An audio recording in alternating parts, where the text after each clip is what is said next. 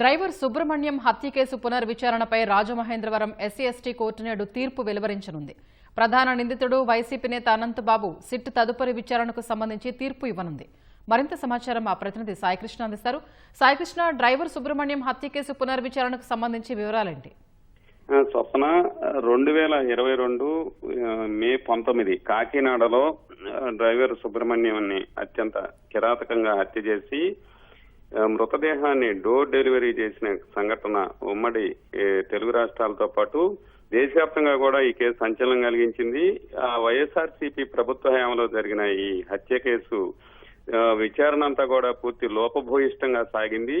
అనంతబాబుని arrest నుంచి మొత్తం విచారణ చేసి ఆయన్ని దీనికి సంబంధించి ఛార్జిషీట్ కోర్టులో దాఖలు చేసే వరకు పూర్తి స్థాయిలో లోపభూయిష్టంగా పోలీసులు విచారణ చేశారని పెద్ద ఎత్తున ఆరోపణలు, విమర్శలు వెల్లువెత్తాయి. ఈ కేసులో బాధితుడి తల్లిదండ్రులు కూటమి ప్రభుత్వం వచ్చిన తర్వాత ముఖ్యమంత్రి చంద్రబాబు నాయుడును, డీజీపీని కలిసి ఈ కేసులో న్యాయం చేయాలని కోరటంతో గత ఏప్రిల్లో రాష్ట్ర ప్రభుత్వం పునర్విచారణకు ఆదేశించింది. ఆ మేరకు కాకినాడ ఎస్పీ బిందు మాధవ్ ఒక సిట్ ఏర్పాటు చేశారు. ఏఎస్పీ కాకినాడ మనీష్ దేవరాజ్ పాటిల్ ఆధ్వర్యంలో మొత్తం 6 బృందం ఈ కేసును తిరిగి పునర్విచారణ చేసేందుకు సిట్ ఏర్పాటు చేశారు.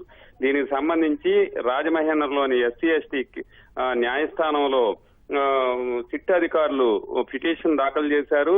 ఈ కేసులో అనంతబాబుతో పాటు పూర్తిగా కేసును పునర్విచారణ చేసేందుకు ఆదేశాలు ఇవ్వండి, అనుమతులు ఇవ్వనని మొత్తం న్యాయస్థానం ఆశ్రయించడం, కేసు విచారణ ఇప్పటికే ఈ వాదోపవాదాలను ఇరుపక్షాలు కూడా పూర్తయ్యాయి. ఇవాళ ఈ కేసు విచారణ చేసేందుకు తిరిగి కోర్టు న్యాయస్థానం ఇవాళ ఆదేశాలు ఇవ్వనుంది. ప్రధానంగా లోపభూయిష్టంగా జరిగింది.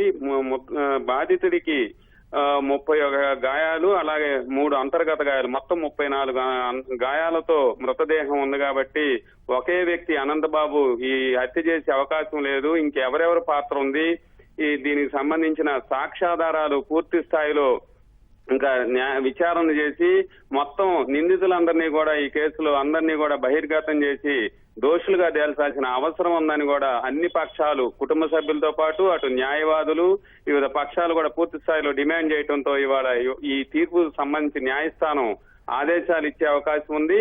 ఆ తర్వాత ఈ కేసులో అన్ని ఆధారాలతో పోలీసులు, సిట్ అధికారులు ప్రత్యేకంగా పునర్విచారణ చేసి మొత్తం దోషులందరినీ కూడా బహిర్గతం చేసే అవకాశం ఉంది. దీనికి సంబంధించి ఇవాళ రాజమహేంద్రలోని ఎస్సీ ఎస్టీ కోర్టు ఇవాళ తీర్పు వెలువడించనుంది. స్వప్న, ధన్యవాదాలు సాయికృష్ణ.